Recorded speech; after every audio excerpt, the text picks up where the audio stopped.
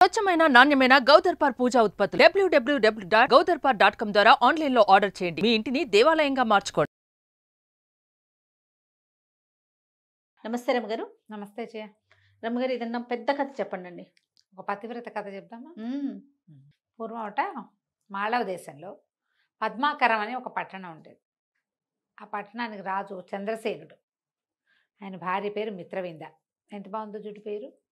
అయితే వాళ్ళకు సర్వజ్ఞుడు అని ఒక మంత్రి కూడా. చాలా కాలం రాజుగారికి పిల్లలు పుట్ల. ఈ మాళవ దేశాచారం ప్రకారం రాజులు ఏకపత్ని వ్రతులుగా ఉండాలి. ఓకే. ద్వితీయ వివాహాలు అవి కుదరవు. మనం కొన్ని దేశాల కథల్లో చూస్తాం, పెద్ద భార్యకి పిల్లలు పుట్టకపోతే ఇంకో పెళ్లి చేసుకున్నారు అనుకుంటా, 1, 2, 3 అలా పిల్లలున్నా లేకపోయినా కూడా వివాహాలు చేసుకునే విధానం ఉండేది. 5-6 రాణులు ఉండేవాళ్ళు, దక్షిణ నాయకులుగా ఉండేవాళ్ళు రాజులు. అదేం పెద్ద తప్పు వ్యవహారము కదా, ఆ కాలంలో నడిచేది అది, అంతే సహజమైన సంగతే. అయితే సంతానం కలగల. ఈ సర్వజ్ఞుడు జాతకాలు చూపించాడు, మంత్రి గారు పూజలు చేయించాడు, ఏం చేసినా ఏమీ లేదు. క్రమంగా ఏమనిపించిందంటే ఈ సంతానం లేకపోవడం అనేది ఒక పెద్ద హర్డిల్. ఎవరినైనా దత్తు తీసుకోవచ్చు. ఓకే, దత్తత తీసుకోవచ్చు. ఈ దత్తత తీసుకోవడానికి ఏమైంది, ఆయనకి సమీప బంధువులు తక్కువ ఉన్నారు. దత్తత క్లోజ్ కజిన్స్ నుంచి తీసుకుంటే రాజరక్తం ఉండాలి కదా వాళ్ళల్లో, అది కదా, లేకపోతే ప్రజలు తప్పట్టుకుంటారు. బయట వాడి నుంచో తీసుకొచ్చి ఇప్పట్లో లాగా ఇటీవల కాలంలో చేసినట్టుగా ఎక్కడి నుంచి అయినా తెచ్చుకునే విధానం ఆ రోజున లేదు. అవును, క్షత్రియ రక్తం కావాలి, అది కూడా రాజరక్తం. ఏదో ఒక తరంలో అయినా వాళ్ళతోటి రాజుతో క్లోజ్ రిలేషన్ ఉండాలి. అలా కుదరలా. ఆయన ముందు తరాల్లో ఆడపిల్లలు ఎక్కువ ఉన్నారు, వాళ్ళంతా బయటికి వెళ్ళిపోయిన వాళ్ళు, అన్నదమ్ముల వరస అయ్యేవాళ్ళు లేరు. చూసి చూసి చూసి ఒకసారి ఏమైందట, ఒక పెద్ద పండిత సభ జరిగిందట. ఓకే. ఈ సర్వజ్ఞుడు ఎక్కడెక్కడ దేశాల నుంచో పండితుల్ని పిలిపిస్తే వాళ్ళందరూ కూర్చున్నప్పుడు, సరే రాజుగారిని మీరు సంతానేచ్ఛని వాళ్ళ ముందు ప్రకటించండి అని కొంచెం రాజుని ఎంకరేజ్ చేశాడు. ఈ చంద్రసేన మహారాజు ఏం చేశాడు, అందరికీ దక్షిణలు తాంబూలాలు ఇచ్చాక, అయ్యా నాకు ఒక కోరిక, సంతానం కలగలేదు, మీరందరూ ఆలోచించి ఒక అత్యద్భుతమైన వ్రతాన్ని దేన్నైనా నాకు చెప్పండి. మా అరాచకం అయిపోతుంది కొంతకాలం, అయితే నా తర్వాత ఎవరో ఒకళ్ళు ఉండాలి కదా అని అడిగాడు. వీళ్ళు పండితులు ఒక 10-12 మంది బాగా ఆలోచించి, రాజా మహత్తరమైనది, లోకక్షేమం కోరి చేసే పని ఒకటి చేయాలి నువ్వు, దాంతోపాటు నువ్వు సంతానాన్ని కూడా కోరుకోవచ్చు. ఓహో. ఈ లోకక్షేమం కోసం ప్రజలందరూ సుఖ సంతోషాలతో ఉండాలంటే లక్ష్మీ పూజ అత్యుత్తమమైంది. కాబట్టి బంగారు లక్ష్మీదేవి విగ్రహం చేయించి 6 నెలల పాటు రాజ్య విస్తరణ లాంటి వ్యవహారాలు, యుద్ధం జోలికి పోకుండా, ఓకే, రాజ్య విస్తరణ జోలికి పోకుండా 6 నెలలు భార్యాద్వితీయుడివై ఆమె లక్ష్మీ వ్రతం చెయ్యి, లక్ష్మీ పూజ చేయమన్నారు. పూజ ఎట్లా చేయాలి, ఏం చేయాలంటే సాంగంగా మనం చెప్పుకుంటాం కదా, శ్రీ సూక్త విధానంలో లక్ష్మీ పూజ చేయటం. నిత్యము భోజనాలు పెట్టాలి, ఎవరికైనా నిత్యము కొంత దానం చేయాలి, ప్రతిరోజు పూజ చేసుకోవాలి. ఓకే, సరే, రోజు ఒక బంగారు లక్ష్మీ విగ్రహం చేయించారు. మనమైతే ఇంతది కొనుక్కుంటాం, 10-15 గ్రామ్స్లో బుజ్జిది, అంతకంటే ఏం కొంటాం కదా. అవునండి, అందరి ఇళ్లలో ఇంతకంత పెట్టకూడదు, మనకు అదో సిద్ధాంతం. ఇంత బుజ్జి లక్ష్మీదేవిని పెట్టుకుంటాం మన వాళ్ళు. మనలో అయితే వాళ్ళు ఏం చేశారు, పెద్ద విగ్రహం చేయించారు. రాజు కదా, బంగారం అంతా కరిగించి చక్కగా లక్ష్మీదేవి విగ్రహం చేయించి సాంగంగా ఆమెను ప్రతిష్ఠ చేసుకుని పూజా మందిరంలో ప్రతిరోజు శ్రద్ధగా చేశారు పూజ. ఓకే. 5 నెలలు గడిచిపోయాక ఒకనాటి రాత్రి ఇద్దరు మేడ మీద పైన సౌధోపరి భాగంలో పడుకుంటే ఇద్దరికి ఒకేసారి కలొచ్చింది. ఒకళ్ళ కళ ఒకళ్ళకి చెప్పుకున్నారు, ఒకేసారి నిద్ర లేచి చెప్పుకున్నారు. వీళ్ళిద్దరికీ లక్ష్మీదేవి ఐరావతం మీద కూర్చుని ఒక తెల్లని ఏనుగునెక్కి సర్వాభరణాలు ధరించి వీళ్ళకి కనపడి, పూర్వజన్మ కర్మవశాత్తు మీకు సంతానం లేదు, అపుత్రులుగా ఉన్నారు. ఓకే. కానీ ఈ ఇంతకాలం పూజ చేసినందుకు, శ్రద్ధాలోపం లేకుండా, భక్తి లోపం లేకుండా చేసినందుకు మీకు ఒక కూతుర్ని ప్రసాదిస్తాను. పోనీ సంతానం కుమారుడైతే ఏమవుతాడు, రాజ్యానికి ఉత్తరాధికారి అవుతాడు.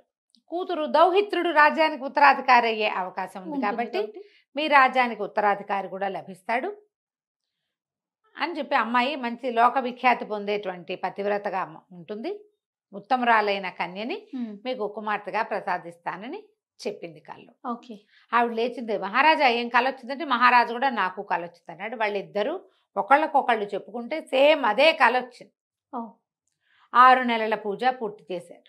ప్రతిరోజు నియమం ఉందిగా, నియమం ప్రకారం అన్నీ చేసిన తర్వాత ఆ తర్వాత 2-3 నెలలకి రాణి గారు గర్భవతి అయి చాలా విశేషంగా ఇవి చేశారు, సీమంతోత్సవాలు అన్నీ చేశారు, ఊరంతా పండగ చేసుకున్నారు, దేశమంతా అన్ని చోట్ల కొత్త కొత్త మొక్కలు నాటారు.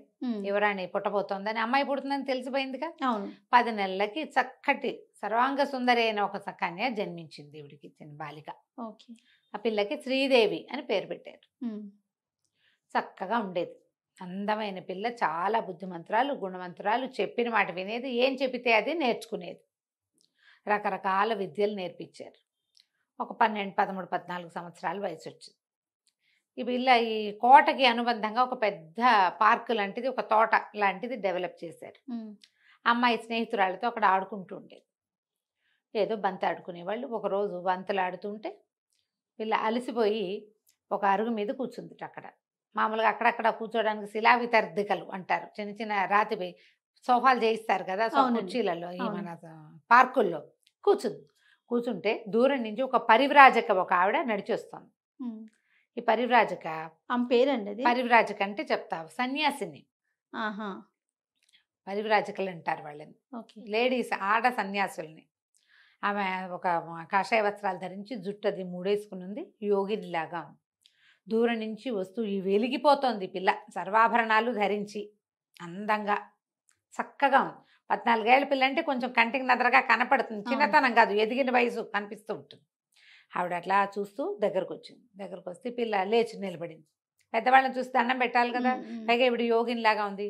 నమస్కారం చేస్తే ఆవిడ చాలా సంతోషించి, అమ్మాయి నీ సౌందర్యము, సౌందర్యాతిశయము, నీ వినయాతిశయము కూడా నన్ను ఎంతో ఆకర్షించాయి, చాలా బాగుంది. విశేషంగా నీకు ఒక మాట చెప్తాను, నువ్వు ఇంత అతులోక సౌందర్యవతివి, నీకు అత్యద్భుతమైన వరుడు కావాలి. నువ్వు లక్ష్మీ స్వరూపంలాగా ఉన్నావు, విష్ణు స్వరూపుడైన యువకుడితోటి నీకు వివాహం జరగాల్సి ఉంది. గంధవతీపురపు యువరాజు భద్రేశ్వరుడు అనే రాజుగారి కుమారుడు సుందరేశ్వరుడు నీ వరుడు, అతనితో నీకు వివాహం జరగాలి. అతను నీకు అనురూపుడైన వరుడు. ఓకే. వివాహం జరిగాక ఏవో రకరకాల ఇబ్బందులు వస్తాయి, కానీ నీ పాతివ్రత్యంతో కథ అంతా చక్కబడుతుందమ్మా. ఎంతో కాలం రాజ్యం చేస్తావు, నీ తండ్రి రాజ్యానికి కూడా నువ్వు రాజును ప్రసాదిస్తావు, అంటే కొడుకులు కలుగుతారు. అయితే ఈ పిల్లకి మధ్యలో కొన్ని కష్టాలు వస్తాయి కానీ అన్నది వినపడింది గట్టిగా. ఏం కష్టాలు వస్తాయో చెప్పు, ఏం కష్టాలు వస్తాయో చెప్పమని బతిమలాడింది. ఆవిడంది, అమ్మ అవన్నీ చెప్పకూడదు, అవన్నీ దైవ రహస్యాలు. నీకు భర్త మాత్రం సుందరేశ్వరుడే. నిజాన్ని నేను ఇది కూడా చెప్పకూడదు, కానీ నీ సౌందర్యాతిశయం చూసి చెప్పాలనిపించింది. సుందరేశ్వరుడే నీ భర్త. అయినా కథ సుఖాంతమే అవుతుంది, నీకేం భయం లేదు. ధైర్యంగా ఉండు, అమ్మని ఆరాధించు, నీ వినయాతిశయాన్ని బట్టి పోగొట్టుకోవద్దు. ఓకే. వినయాన్ని పోగొట్టుకోకూడదు అని చెప్పి వెళ్ళిపోయింది. ఈ అమ్మాయి గబగబా లోపలికి కోటలోకి వెళ్ళిపోయి, ఎవరు ఈ రాజ్యం ఏమిటి, ఈ భద్రేశ్వరుడు ఎవరు, ఆయన కుమారుడు ఎవరు, అవన్నీ కనుక్కుని పెట్టుకుంది. ఇక అతన్నే ఇంకా మనసులో పెట్టుకుని ఉందన్నమాట. తర్వాత ఒక సంవత్సరంన్నర పోయాక వాళ్ళ నాన్నగారు ఏం చేశారు, స్వయంవరం ప్రకటిస్తామన్నారు. ఈ అమ్మాయి ఏమనుకుంది, ప్రకటించని, అందులో సుందరేశ్వరుడు ఎవరో చూసుకుని ఆయనకే పెళ్లి చేసుకుంటే సరిపోతుంది. నాకు ఇతనితో వివాహం కావాల్సి ఉండి అవుతుందని ఆవిడ చెప్పినప్పుడు తండ్రి స్వయంవరం ప్రకటించిన అతను రాకుండా ఎందుకుంటాడు, చుట్టుపక్కల అన్ని రాజ్యాలకి వెళ్తుందిగా పిలుపు, అతనే వస్తాడు అని స్థిమితంగానే ఉంది. చక్కగా రోజు లక్షణంగా లక్ష్మీ పూజ చేసుకునేది, బుద్ధిమంతురాలుగా ఉండేది. కొంతకాలానికి స్వయంవరం ప్రకటించారు. ఓకే. చుట్టుపక్కల రాజ్యాల రాకుమారులందరూ వచ్చారు. వచ్చాక ఈ అమ్మాయికి దండిచ్చి స్వయంవరంలో నుంచోబెట్టి ఒక్కొక్క రాజకుమారుడి దగ్గరికి, దీని కుమారుడు ఫలానా రాజ్యం ఫలానా ఇది, ఒకళ్ళు రాజులు కూడా వస్తారు కొంతమంది, అందరూ రాజకుమారులే రారు, ఆల్రెడీ వివాహాలైన రాజులు రావచ్చు, స్వయంవరానికి వివాహాలైన వాళ్ళు కూడా రావచ్చు, అంత తప్పలేదు. పిలుస్తారు, రాజ్యానికి పిలుపు వస్తుంది, ఆ అమ్మాయిని చేసుకోవాలన్న తలంపు ఉందనుకో ఏ రాజుకైనా వస్తాడు. అమ్మాయి వారిస్తే స్వయంవరం మంచిది, పనికొస్తుంది. ఓకే. కొంతమంది వీళ్ళకి పెళ్ళయిందని వాళ్ళ పెళ్లి కాలేదని వరుసగా చెప్పుకుంటూ వెళ్తుంటే చివరికి ఈ సుందరేశ్వరుడు కనపడ్డాడు. ఈ అమ్మాయి ఇంకా రెండోది ఆలోచించాల, దండ ఆయన మెడలో వేసేసింది, వివాహం చేసేశారు. అయితే ఈ వచ్చిన రాజుల్లో కొంతమందికి ఏమనిపించింది, ఆ అమ్మాయి అతనికి పక్కన ఉన్నవాళ్ళు, అతనికి ముందున్న వాళ్ళకి మంటగా అనిపించింది. ఏమిటి మా తక్కువ, వీడు ఎక్కువ, వీళ్ళ రాజ్యం చిన్నది, వీడు ఇంకా యువరాజు కుర్రకుంక, ఈ పిల్లకి 16 ఏళ్ళు, ఆ అబ్బాయికి ఒక 20 ఏళ్ళు, ఎందుకు భరించాలి? ఆల్రెడీ ఇప్పుడు వివాహాల స్వయంవరం అంటే ఊరికే సౌందర్యం అని చూసే కాదు, ముందే ఏం చెప్పారు, వీళ్ళది ఇంత పెద్ద రాజ్యం, ఈయన ఇంత పరాక్రమశాలి, ఈయన ఇంత బాగా చదువుకున్నవాడు, ఈయన వాళ్ళని గెలిచాడు వీళ్ళని గెలిచాడని బందిమాగదులాగా స్తోత్రం చేస్తారు. అదే అదే తన ముందున్నవాడు కుంతల దేశపు రాజు వీరవర్మ. ఆ కుంతల దేశం ఈ 2 రాజ్యాలని కలిపితే అనుకంటే త్రిబుల్ ఉంటుంది. అయినా కూడా అతను కూడా కుర్రాడే, అంత పెద్దవాడు కాదు, 25-30 ఏళ్ళవాడు, మంచి వయసులో ఉన్నట్టు లెక్క. అని కాదని కూరకుంకం చేసుకుందని మండిపోయింది అతనికి. కానీ ఊరుకున్నారు, స్వయంవరం కదా, కన్యావారైతే రూపం అని చదువుకుని ఆ సర్లే చూద్దామని ఊరుకున్నారు. వివాహం చేశారు లక్షణంగా, బ్రహ్మాండంగా పెళ్ళయింది. హాయిగా కొంతకాలం ఇక్కడ ఉన్నారు అమ్మాయి అబ్బాయి. తర్వాత వీళ్ళిద్దరు కలిసి వాళ్ళ ఇంటికి వెళ్ళారు. ఎంతో బుద్ధిమంతుడుగా, ఎంతో చక్కగా బాగుండేవాడు అబ్బాయి కూడా. ఇద్దరు అనురూపమైన జంటగా ఉండేవాళ్ళు, అనుకూలమైన దాంపత్యం. రోజులు గడిచేసరికల్లా ఏమైంది, ఈ భద్రేశ్వర మహారాజు గారు మరణించాడు. ఆయన కుమారుణ్ణి రాజుని చేశాడు, రాజు అయ్యాడు. కొంచెం రాజ్యం సెటిల్ అయ్యే టైంకి ఆ కుంతల దేశపు వీరవర్మ ఉన్నాడు కదా, అతనికి రగులుతూ ఉంది, ఇంతకాలమైనా పోల, 4-5 సంవత్సరాలు గడిచింది. చుట్టుపక్కల స్నేహితులందరినీ కూడగట్టుకుని, ఇది చిన్న రాజ్యం, ఈ రాజ్యానికి ఎవడి పక్కనుందో వాడు కలుపుకోవచ్చు, కానీ వీడిని ఓడించి తీరాలి, ఓడించేసేయాలి, అంటే అడవుల దారి పట్టించాలి ఈ అమ్మాయిని, కుర్రాన్ని వరించినందుకు అని చెప్పి ఒక 5-6 రాజులని కూడగట్టుకుని వీళ్ళ మీద దాడికి దిగాడు. దిగేసరికి ఇంకా కొట్లైపోయారు మంత్రులు. సైన్యాధిపతి చనిపోతూ సైన్యాధిపతి రక్తం ఓడుతున్న దీంతో పరిగెత్తుకుంటూ వచ్చి, మీరు తప్పించుకోండి, బతికుంటే బల్సాకు తినచ్చు. యుద్ధంలోకి రాజు మొదటి రోజో 2వ రోజు చేశాడు, 3వ రోజు అతను రాకపోతే 3వ రోజు మీరు పారిపోండి, వెళ్ళిపోతే మళ్ళీ ఇంకేదైనా జనాల్ని కూడగట్టుకుని వచ్చి మళ్ళీ పట్టుకోవచ్చు మన రాజ్యం అని చెప్పేశారు. కల్లా వీళ్ళు ఏం చేశారు, ఓ బండి ఎక్కి భార్య భర్త ఇద్దరు పారిపోయారు. కొంత దూరం వరకు బండి మీద వెళ్ళారు. ఒకే బండి మీద వెళ్తే పట్టేస్తారు కదా, ఇంకా అక్కడి నుంచి బండి వదిలేసి ఇక నడవటం మొదలుపెట్టారు. నడిచి నడిచి నడిచి నడిచి నడిచి అడవుల్లో దుంప తెగిపోయింది నడవలేక.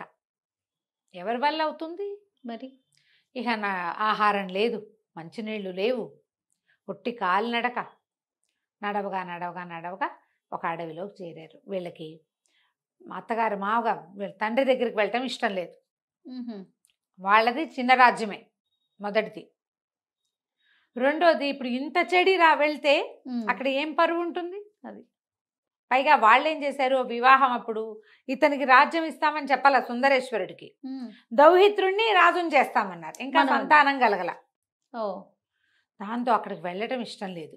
అడవుల్లోనే కొంతకాలం ఉందాం, మన జీవితం ఇక్కడే కలిసి ఉన్నాం, మన ఇద్దరం ఉన్నాం కదా అనుకున్నారు. ఇప్పుడు ఈ ఏదైనా కొంచెం తేడా రాగానే చచ్చిపోదాం అనుకునే వాళ్ళని చూస్తాం మనం. అంతరాజ్యము పోయినా, బండి గుర్రం కూడా లేకుండా, కత్తి కటారు కూడా లేకుండా, ఒట్టి కట్టుబట్టలతో మిగిలిన వీళ్ళు బతుకుదామని అనుకున్నారు. ఇది కదా కావాల్సింది, స్పిరిట్గా ఉండాలి ఇది.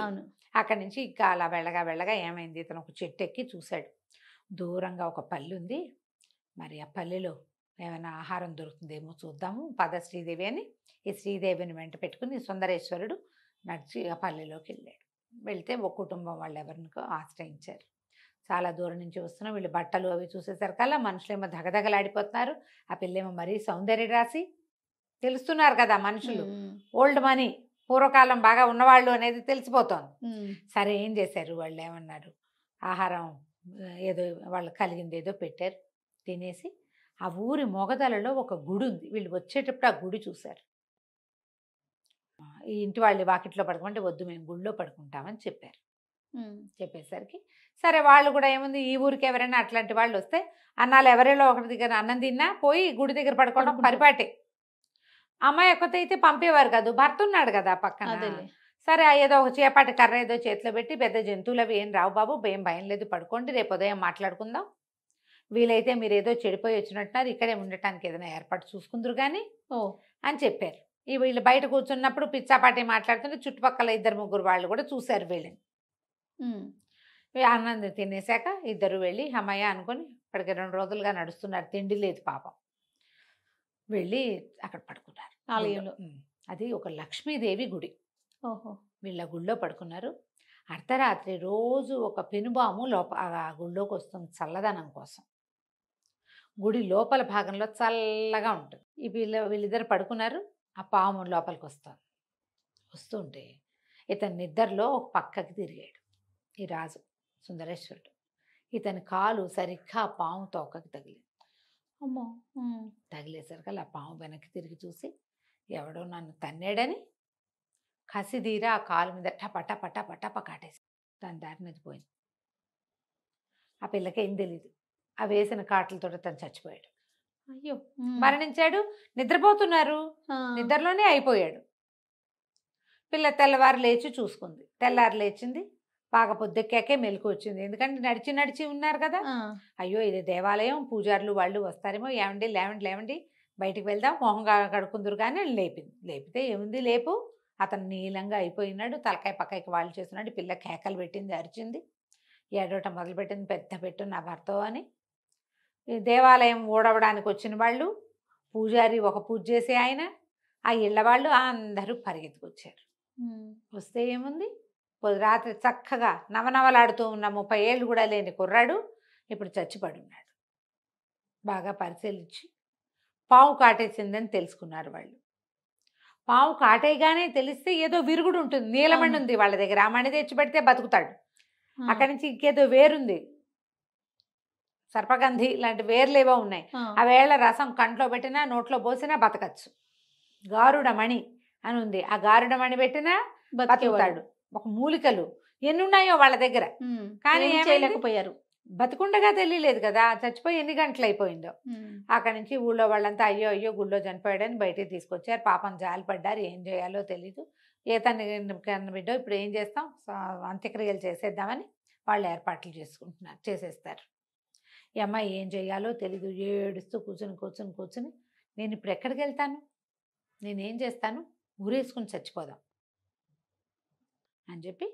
ఇప్పుడు కష్టాల్లో ఉన్నప్పుడు సంగతులు గుర్తురావు, ప్రధాన కష్టమే కనపడుతుంది అంతే. ఈ అమ్మాయికి ఆ యోగిని ఏం చెప్పింది, కొన్ని కష్టాలు వస్తాయి కానీ చివరికి సుఖాంతం అని చెప్పింది కదా. కష్టాలు వచ్చాయి, సుఖాంతం వస్తుందని గుర్తురాదు అంతే. మీ నాన్నకే నువ్వు సంతానాన్ని ఇస్తావు అంటే తండ్రికి నీ కొడుకుని ఇస్తావు అన్న మాట కూడా గుర్తులేదు. ఇంకా భర్త చచ్చిపోయాడు, నేను కూడా చచ్చిపోవాలి. ఈ అమ్మాయి ఏం చేసింది, ఏడుస్తూ అట్లా నడుచుకుంటూ వెళ్ళి అక్కడ ఒక పెద్ద మర్రి చెట్టు ఉంటే మర్రి ఊడలు సన్నగా వేళ్లాడుతున్నాయి. ఈ పిల్ల గట్టిగా ఒక గట్టులాగా గట్టుంది, ఆ గట్టెక్కి ఆ మర్రి ఊడల్లాగి మెడకి ఊరిపోసుకోపోయింది. ఊరేసేసుకుంటుంది. ఇప్పుడు ఆమె భర్తని ఆ అంత్యక్రియలు జరిగే లోపల నా పని కూడా అయిపోతుంది. ఆయనతో పాటు చితెక్కుదామని తోచల అమ్మాయికి, తన దారిని తను ఊరేసుకోవడానికి వెళ్ళిపోయింది. ఈ మెడకి ఎప్పుడైతే ఈ తాళ్ళు బిగించుకుని గట్టిగా బిగించుకుంటుందో అప్పుడు ఆకాశంలో నారద మహర్షి తిరుగుతున్నాడు, ఎక్కడికో వెళ్తున్నాడు, నారాయణ అంటూ. ఆయన దిగొచ్చాడు కిందకి. అమ్మాయి ఎందుకమ్మా ఇంత పని చేస్తున్నావు అంటే వల్ల ఏడిచింది. నేను ఏం చేయను, రాజ్యం పోయింది, దిక్కు లేదు, అక్కడ ఎవరున్నారో ఎవరు బతుకున్నారో ఎవరు చచ్చిపోయారో తెలీదు, మా అమ్మ నాన్నలు మా ఊరు ఎక్కడుందో కూడా నాకు తెలీదు, అతనేమో ఇట్లా మరణించాడు, ఏ కారణంతో మరణించాడో కూడా తెలుసుకోలేదు, ఎప్పుడు మరణించాడో కూడా నాకు తెలీదు, ఇక నేను ఎందుకు నా జీవితం అనేసరికి అతను అన్నాడు, కాదమ్మా నువ్వు అమ్మవారి అంశతో ఆ వరంతో పుట్టావు, నీ మొహం చూస్తే నీకు వైధవ్య చిహ్నాలు నాకు కనిపించట్లా, వైధవ్యం రాసి కనిపించట్లేదు, చిరంజీవిత్వము తర్వాత సంపూర్ణ 5వ తనము కనపడుతున్నాయి, ఆయుష్మంతురాల్లాగా ఉన్నావమ్మా, నా మాట విను, నువ్వు ఈ పక్కన ఒక దేవాలయం ఉంది, ఆ దేవాలయంలో కూర్చొని లక్ష్మీదేవిని ప్రార్థించు, నువ్వు ఇప్పటిదాకా లక్ష్మీ పూజ చేస్తున్నావు, అమ్మవారు ఏదైనా నిన్ను కరుణిస్తుంది, వాళ్ళ అవన్నీ ఏర్పాట్లు అయ్యే లోపల ఏదైనా జరగచ్చు, నువ్వు వెళ్ళమన్నాడు. సరే అమ్మ ఏం చేసింది, ఆ మహిళతోటే భర్త చనిపోయాడు, పోయి మళ్ళీ మా దేవుడ మందిరంలో కూర్చుంది. అది ఇంతెత్తు లక్ష్మీదేవి విగ్రహం. ఆ లక్ష్మీదేవి ఎదురుగుండా కూర్చుని ధ్యానంలో తదేక దీక్షతోటి కూర్చుని ఒక గంటన్నరకి ఆ లోపల అంతరాలయం నుంచి ఒక పెద్ద వెలుగులాగా వచ్చి అమ్మవారు ప్రత్యక్షమైంది. ఓ లక్ష్మీదేవి, అమ్మాయి ఇవాళ ఒక్కరోజు పూజ చేస్తే రాలా, పుట్టిననాటి నుంచి చేస్తుంటే మనకు అవసరమైనప్పుడు ఫలితం కనపడుతుంది. అంతే. అప్పటికప్పుడు చేస్తే ఎట్లా వస్తుంది? చిన్నప్పటి నుంచి నేర్చుకోవాలి. అయితే అమ్మ ప్రత్యక్షమై ఆవిడ ఏం చెప్పిందంటే, నీకు నీ కర్మవశాత్తు జరిగింది, కొంతసేపు వైధవ్యాన్ని అనుభవించాలి నువ్వు, అందుకని సగానికి పైగా సమయం నిద్రలో గడిపించేశా. అతను అప్పుడే చచ్చిపోయాడు, ఈ పిల్లకి తెలియదు కదా తెల్లవారేదాకా. ఈ కాస్త దుఃఖము నువ్వు అనుభవించవలసిందే. ఇది నీ తల్లిదండ్రుల తాలూకు కర్మానుభవం వల్ల కూడా నీకు సంప్రాప్తించింది అని ఒక మా పండు ఇచ్చింది. ఈ పండు రసాన్ని అతని శరీరం మొత్తానికి రాస్తే బతుకుతాడు. ఇక్కడి నుంచి మీ తండ్రి దగ్గరికి వెళ్ళిపోండి. వెళ్ళి అక్కడ నువ్వు యుద్ధానికి సమకూర్చుకుని మళ్ళీ మీ రాజ్యాన్ని మీరు చేజిక్కించుకోగలుగుతారు. నీకు నడిస్తే దారి తెలుస్తుంది ఓహో అని చెప్పి మాయమైపోయింది. ఈ అమ్మాయి వీళ్ళు అతన్ని ఏం చేశారు, పాడ మీద చక్క కట్టేసి మోసుకెళ్ళిపోతున్నారు. ఓయో ఈ అమ్మాయితో సంబంధం లేదు, దేవాలయం ప్రిన్సెస్లో చనిపోయాడు కదా, ఆ పిల్ల ఎక్కడున్నా సరే అదేలే వీళ్ళ దారిని వీళ్ళు చేసేసుకుంటున్నారు. మోసుకుపోతుంటే శ్మశానం దాకా తీసుకెళ్ళిపోయాక వాళ్ళ వెనకాల పరిగెత్తుకుంటూ వెళ్ళి ఒక 5 నిమిషాలు ఉండండి అని ఏం చేసిన మా పండుని ఇట్లా నలిపి నారింజ పండు లాంటిది ఆ రసాన్ని తల దగ్గర నుంచి చివరి దాకా వాళ్ళంతా రాసి నల్లగా అయిపోయాడు అబ్బాయి, ఒక రకంగా నీళ్ళని కలిసిన నలుపులోకి. 5-10 నిమిషాల తర్వాత లేచి కూర్చున్నాడు అతను.